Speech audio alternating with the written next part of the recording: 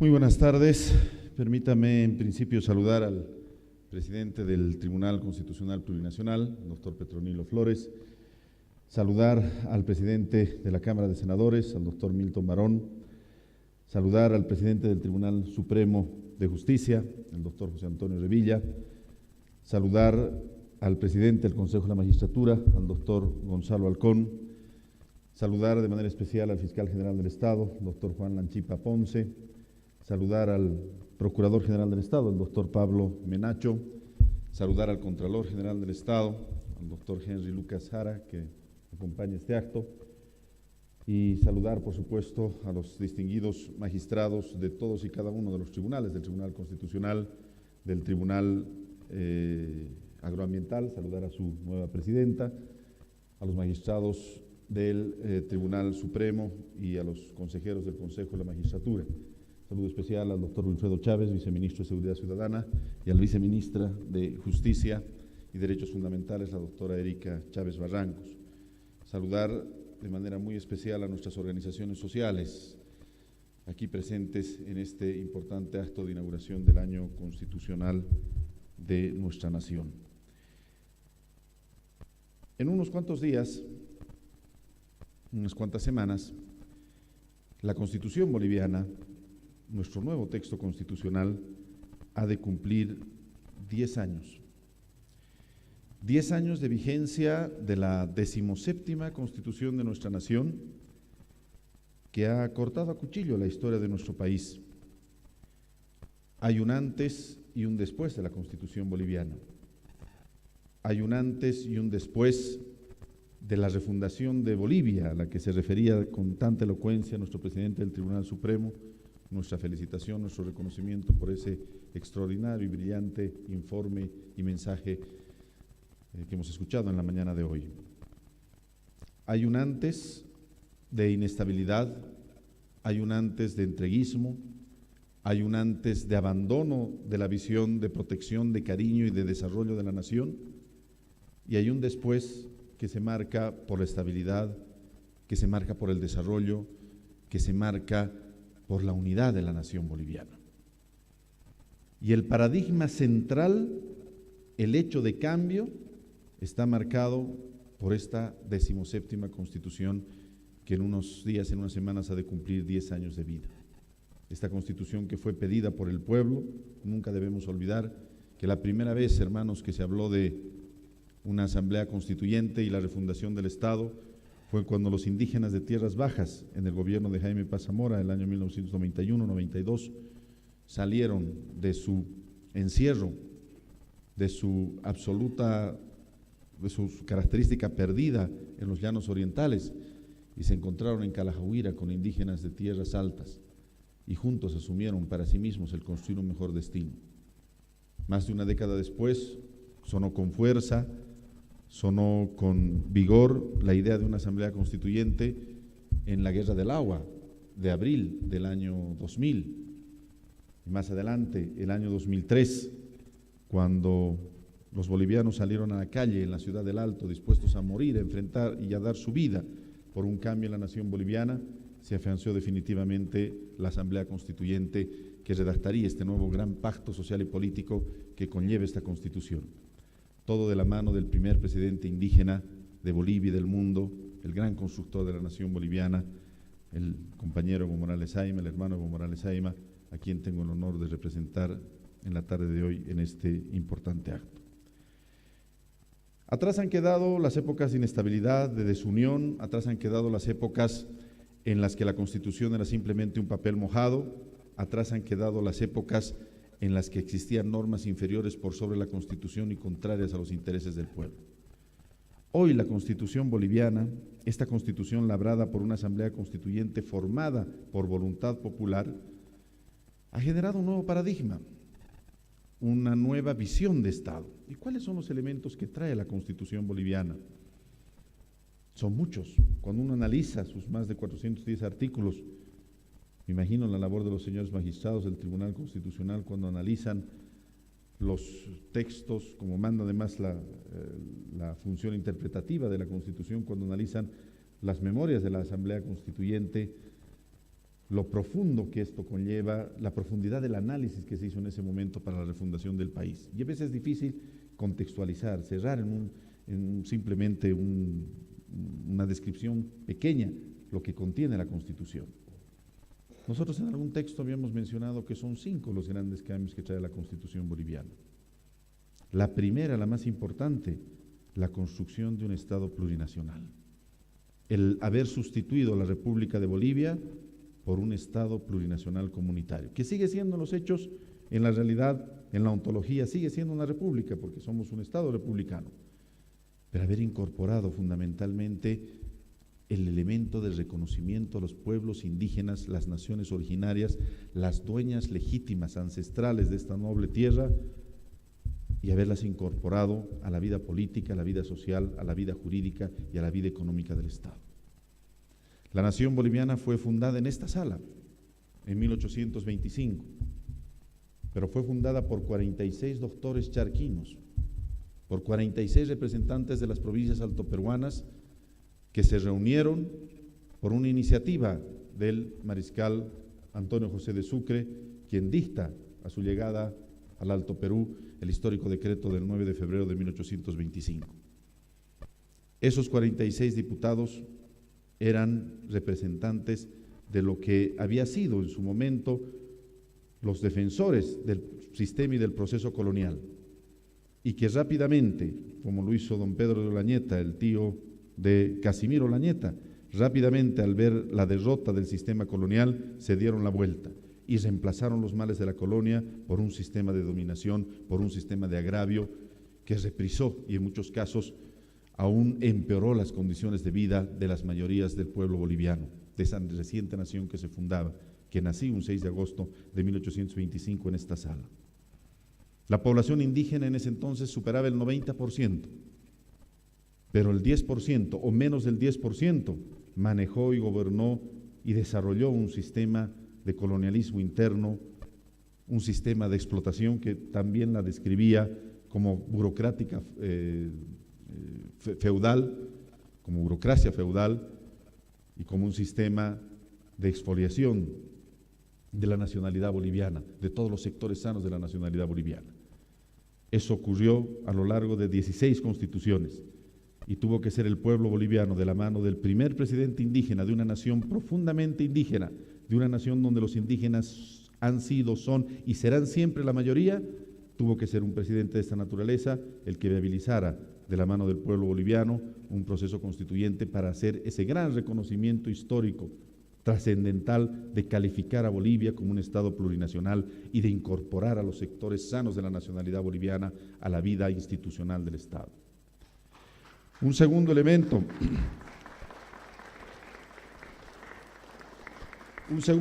que trae nuestra Constitución es sin duda alguna el Estado autonómico. La historia de la nación boliviana que nació en nuestra sala es la historia de la lucha entre los federalistas y los centralistas, los centralizadores y los que querían descentralización, entre los centralistas y los federalistas. Aquí partió y nació una de las más grandes enfrentamientos fratricidas que hubo en la nación boliviana, la llamada Revolución Federal o Guerra Federal del año 1899. Hay que revisar los antecedentes y los discursos de Lucas Mendoza de la Tapia y Evaristo Valle sobre lo que era el debate en la década de 1870 sobre el Estado federal o el Estado unitario concentrado, que fue el detonante finalmente para que José Manuel Pando enarbolara una revolución federal pretendiendo el federalismo para después abandonarla. José Manuel Pando cometió 3 grandes traiciones contra la nación boliviana, contra los pueblos indígenas, contra Zárate Vilca, el gran Zárate Vilca que resultó traicionado por Pando. La primera traición fue la del ingreso de Bolivia hacia un Estado federal. Fue su representante, Lucio Pérez Velasco, presidente de la Asamblea Deliberante, quien en diciembre de 1899 decidió la continuidad de Bolivia en un Estado unitario, pese a que incluso el nombre de la revolución, el motivo de la revolución había sido enarbolar el federalismo. La segunda traición fue la firma del Tratado de 1904, su sucesor, Ismael Montes, pese a que los liberales habían ofrecido recuperar el mar por las armas y se habían opuesto a los tratados de transferencia de 1895, firmaron ellos el tratado de 1904.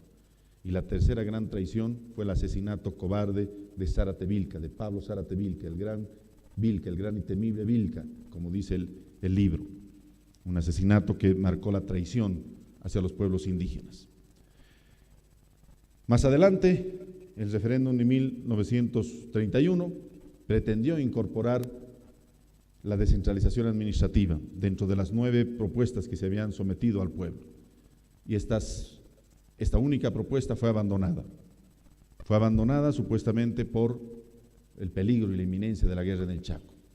En la década de 1970, nuevamente los sectores, principalmente en Santa Cruz, se levantaron por el federalismo. Y después de muchos años y décadas de lucha, finalmente se llegó a la aprobación de la Ley 1654, la Ley de Descentralización Administrativa, que fue un remedio de libertad a las regiones, que fue una falsa libertad a las regiones. Y finalmente, en el proceso constituyente, recordemos todos, en la asamblea que se llevó aquí, el pretexto perfecto para movilizar y enfrentar al país que utilizaron algunos sectores conservadores de la oligarquía de algunos sectores de la nación boliviana fue justamente la lucha por una supuesta autonomía. Querían reprisar lo que se había hecho el año 1899.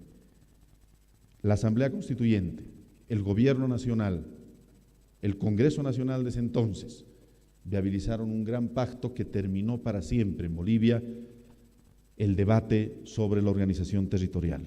Hoy somos un país unido. Hoy los cruceños, los venianos, los andinos, los tarijeños, que alguna vez dijeron en algunos grupos que podían formar una nación diferente, una media luna, hoy son los más felices de ser bolivianos. Y esa unidad está representada en el texto constitucional y en el sistema de organización territorial que trae la Constitución. Un tercer elemento es la nueva institucionalidad que trae esta Constitución. La Constitución boliviana ha creado una lógica diferente del servicio público. Ya las autoridades no tienen prerrogativas, no tienen inmunidades, no tienen privilegios. Hoy la visión del servicio público no es una visión, como diría el presidente, para servirse uno mismo, es una visión para servir a los demás. Y vamos a poner un ejemplo concreto. El antiguo artículo 52 de la Constitución abrogada del año 1967 establecía que los parlamentarios tenían inmunidad parlamentaria en materia civil, en materia penal, una inmunidad que se convirtió en verdadera impunidad, que permitió que cargos de diputados y senadores sean comprados por los delincuentes que de esa manera eludían la acción de la justicia. Hoy los servidores públicos, y lo decimos quienes estamos en esto, servimos desde las 5 de la mañana, trabajamos de lunes a domingo. Hoy la visión del servicio público es diferente. Si hay personas que cometen delitos, van a la cárcel como cualquier otra. No existen privilegios. Hay una visión de servicio fundamental que seguramente las futuras generaciones sabrán desarrollar. Un cuarto elemento es la nueva democracia en nuestro país. Los autoexcluidos, como decía el presidente del Tribunal Supremo brillantemente esta mañana. Hay algunos sectores minoritarios que no logran ni siquiera concentrar una movilización mínima ni decente, que juntan unas 4 o 5 personas y hablan de democracia. Se olvidan estas personas que antes del proceso constituyente llevado adelante por nuestro gobierno, por el pueblo boliviano, a quien nos debemos, ni siquiera había segunda vuelta electoral. Al presidente y al vicepresidente se los elegía en el Congreso Nacional si es que ninguno llegaba a la mayoría absoluta. Y se han visto desde el retorno a la vida democrática el 10 de octubre del año 1982 los más terribles casos de alianzas espurias, de alianzas contrarias al interés del pueblo. Se han visto casos inéditos donde se han cruzado ríos de sangre solamente por el apetito personal, por lotearse el aparato público. Hoy en la democracia boliviana eso no existe. Y se elige, si no es en primera vuelta, en segunda vuelta. Hoy en día, como no existía antes, tenemos autoridades electas a nivel departamental, tenemos una legislación bisegmentada, ya no hay monopolio de la Asamblea Legislativa Plurinacional, está la Asamblea Legislativa Plurinacional y está las asambleas legislativas departamentales. Existe un marco de distribución de competencias en los 4 niveles de autonomía que permite una legislación totalmente diferente y profundamente democrática. Hoy en día tenemos referéndum, por iniciativa legislativa, por iniciativa ejecutiva, por iniciativa ciudadana. Referéndum nacional, referéndum departamental, referéndum municipal. Hoy en día tenemos la potestad de convocar una asamblea constituyente, de reformar mediante un referéndum la propia constitución política del Estado. Y hoy en día tenemos incluso, como ninguna otra nación en el mundo, la elección directa y democrática de autoridades judiciales por voto popular. Esa es la democracia. Me estoy olvidando del cabildo, de la asamblea, de instrumentos y mecanismos, la consulta previa que están en la Constitución. Esa es la democracia que ha traído, la democracia real y objetiva que ha traído nuestro texto constitucional, la Constitución de la unidad, la Constitución de la Unión en nuestro país. Y finalmente, un quinto elemento, la Constitución económica, como llaman los españoles, como llama la doctrina moderna del derecho constitucional. Nuestra Constitución se mete profundamente en la economía de la nación. Nuestra Constitución ha saneado y ha dado el gran respaldo al proceso inédito, extraordinario, de nacionalización de los hidrocarburos, de recuperación de las empresas estratégicas del Estado y de la incursión de la nación boliviana en vastos sectores de la economía, respetando la seguridad jurídica, respetando el interés particular, respetando la inversión privada, ya sea esta nacional o extranjera. Bolivia tiene una constitución que paradójicamente menciona 9 veces yacimientos petrolíferos fiscales bolivianos. Revisen ustedes, queridos magistrados, distinguidos abogados. En la Constitución se mantiene 9 veces el término YPFB. Y esto no es casual. El constituyente, los constituyentes que trabajaron aquí en Sucre, han decidido proteger constitucionalmente la economía del Estado. Podemos cambiar, crear un ministerio, cerrar una empresa, abrir otra, pero para cambiarle el nombre a yacimientos necesitamos cambiar la Constitución. Y eso se ha hecho profundamente, o se ha hecho sensiblemente o sencillamente con la razón o con el objetivo de proteger la base económica de la Constitución, para que nunca más un 21060 sea una norma infraconstitucional que se ponga por encima de la Constitución, para que nunca más el pueblo sea abandonado a su suerte, para que el Estado siga teniendo recursos económicos, para que se generen excedentes económicos y se redistribuyan esos excedentes económicos entre quienes más lo necesitan, a través de los bonos, de las rentas, del seguro agrícola, que nunca existía para nuestros hermanos campesinos y que hoy existe, de la mano de una nación y de un Estado que piensa en su gente, una nación que construye un verdadero Estado social, un Estado de equilibrio, un Estado de bienestar, el Estado del New Deal de Franklin Delano Roosevelt o del vivir bien de David Choquehuanca. Al fin y al cabo es lo mismo, es un Estado de equilibrio, un Estado de razonabilidad. Eso es lo que construye la Constitución económica. 5 elementos a grandes rasgos, que los menciono aquí, y ustedes dirán ¿por qué? Porque el Tribunal Constitucional Plurinacional es el guardián de estos y otros elementos maravillosos que trae nuestra Constitución. Pero más allá del guardián de la Constitución, es el desarrollador de la Constitución. Cada uno de los fallos del Tribunal Constitucional, y lo sabe muy bien aquí nuestro fiscal general del Estado, que le tocó dirigir el Tribunal Constitucional antiguo en un momento difícil, cuyas sentencias del año 2010, del año 2011, nos siguen alumbrando todavía cuando estudiamos y desarrollamos el derecho constitucional. Un tribunal constitucional, decía el profesor Carl Smith, es una especie de poder constituyente prolongado en el tiempo. Es quien habla por la Constitución cuando transcurre el tiempo.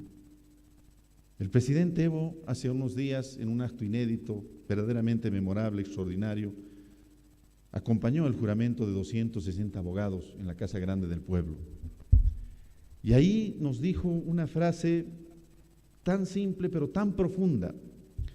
Les dijo a los abogados: no podemos ser sirvientes de las leyes deben ser para servir al pueblo y no el pueblo para servir a las leyes. Nos recordaba la célebre frase de Solón: la ley debe ser para el hombre y no el hombre para la ley, que contrarrestaba con la máxima romana de dura lex ser lex, la ley, aunque dura, es la ley. La Constitución es una norma estable, sus principios y sus bases aseguran estabilidad, certeza, perdurabilidad en el tiempo. Pero nuestra Constitución, por voluntad del constituyente, por ese gran avance que ha marcado, es una Constitución dinámica. Es una Constitución que reconoce en el artículo 256, en el artículo 13, en el artículo 410, una forma de dinamicidad única y muy bien desarrollada en el constitucionalismo moderno. Los tratados internacionales en materia de derechos humanos se aplican de manera preferente por sobre la Constitución. Es el texto del artículo 256. El artículo 410 dice: forman parte del bloque de constitucionalidad la Constitución, los tratados internacionales de derechos humanos y las normas de derecho comunitario. El artículo 13 nos dice que la Constitución debe entenderse por un principio de favorabilidad en base a los tratados internacionales en materia de derechos humanos. Nuestra Constitución nos habla de un sistema dinámico y el Tribunal Constitucional es el poder constituyente prolongado en el tiempo que le debe dar esa dinamicidad, que le debe dar ese movimiento, que le debe dar esa aplicación en favor del pueblo, que le debe dar ese bienestar que la Constitución diseña, que debe hacer que ese bienestar que está establecido en las letras de la Constitución baje finalmente al pueblo y se materialice en el sentimiento y en el sentir de cada uno de los bolivianos. Y esto no es algo nuevo. Permítanme contarles una historia que alguna vez el profesor Néstor Pedro Sagües nos contó en algún posgrado de Derecho Constitucional. El profesor Néstor Pedro Sagües nos contaba de que hace 25 años, en una corte de los Estados Unidos, en Illinois, ustedes saben, en Estados Unidos no hay tribunal constitucional, no hay sistema de control concentrado de constitucionalidad, es un control difuso y finalmente llegan a los tribunales o a las Cortes Supremas de los estados. Y ahí es donde se define la aplicación o no de una norma cuando puede ser contraria a la Constitución. Y ahí es donde se interpreta la Constitución. Esto ocurre desde el año 1803 en la sentencia de Marshall en Marbury versus Madison. Hace 25 años un tribunal en Illinois entendió que el que dos personas del mismo sexo tengan relaciones sexuales en intimidad y aislamiento violaba los principios de la moral, violaba los principios de la ética, violaba el sentido de la Constitución, particularmente en sus 9 primeras enmiendas cuando habla de los derechos de la Constitución norteamericana, la Constitución de Filadelfia. 25 años después, presidente, nos contaba el profesor Sagües, ese mismo tribunal de Illinois encontró que el que dos personas del mismo sexo tengan relaciones sexuales en intimidad y aislamiento, no solamente que no viola el derecho a la familia, la honra y la moral, sino que es un derecho inalienable y inherente a la personalidad humana de todos y cada uno de los seres humanos. ¿Qué había cambiado? ¿Había cambiado la Constitución? No, todos sabemos, una de las constituciones más rígidas en el mundo es la Constitución norteamericana. Había cambiado la sociedad, había cambiado el mundo al que se aplica la ley. Y ese tribunal de Illinois, haciendo ese control de constitucionalidad especial que tienen los Estados Unidos, entendió ese cambio y aplicó correctamente la Constitución, aunque el precedente haya sido totalmente contradictorio. Esa es la labor de un tribunal constitucional, leer a su pueblo y aplicar el sentido sano de la Constitución, el sentido primigenio de la Constitución, en favor del pueblo, de su derecho, de sus derechos.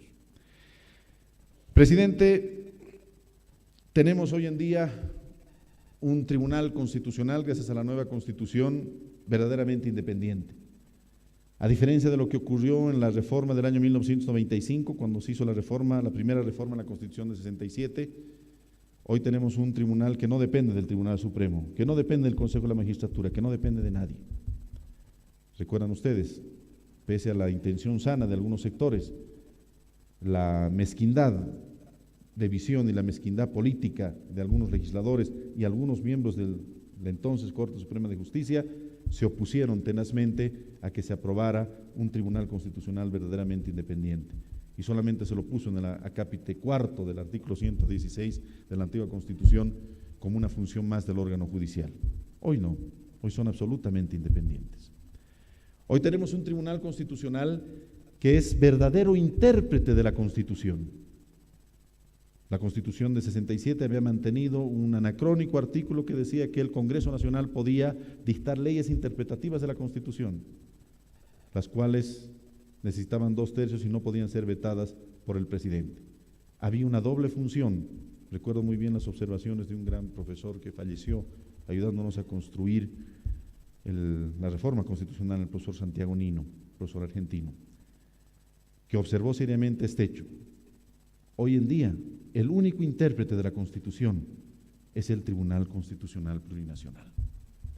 Hoy tenemos un Tribunal Constitucional que por diseño constitucional y por diseño del Código Procesal Constitucional a que se refería el presidente, el primero en nuestro país y el segundo en toda América Latina, una pieza lograda con el gran apoyo del anterior Tribunal Constitucional, nuestro homenaje y nuestro reconocimiento al doctor Rudy Flores Monterrey por su trabajo en ese entonces. Tenemos ahora un Tribunal Constitucional que sin ninguna limitación garantiza el efecto vinculante de sus fallos. No hay nada por encima del Tribunal Constitucional y así debe ser. Así lo ha diseñado la mente extraordinaria y brillante de Hans Kelsen cuando diseñó el primer Tribunal de Garantías Constitucionales para Austria. Y finalmente, hoy tenemos un Tribunal Constitucional Plurinacional. Yo reflexionaba con algunos alumnos en posgrado de la Facultad de Derecho, en La Paz, y les preguntaba por qué algunas instituciones en nuestro país tienen el apellido de plurinacional. ¿Por qué la Asamblea se llama Asamblea Legislativa Plurinacional? ¿Y por qué no se llama Ministerio Público Plurinacional? ¿Por qué la Procuraduría General del Estado no se llama Procuraduría General Plurinacional? Y el Tribunal Constitucional sí se llama Tribunal Constitucional Plurinacional. ¿Será por una cuestión de estilo? ¿Será porque suena más bonito ponerles el apellido a esas instituciones? No, señores. La mente sabia del constituyente ha encontrado en algunas instituciones de nuestra nación la responsabilidad de desarrollar esa gran primera característica extraordinaria de nuestra Constitución, su carácter plurinacional. Y el Tribunal Constitucional Plurinacional es el primer órgano para desarrollar esa gran característica de justicia, de dignidad y de igualdad que hace a la nación boliviana. Su labor es ardua, su labor es difícil, pero cuentan con todo el respaldo del presidente Evo Morales, que me ha pedido lo represente en este acto, del Gobierno Nacional, de la Comisión 898, como le hemos denominado, del órgano legislativo a la cabeza de los presidentes que conforman esta comisión. Cuentan con nuestro respaldo, pero tengan presente de que el pueblo boliviano, la nación boliviana, está esperando la vida de esa Constitución.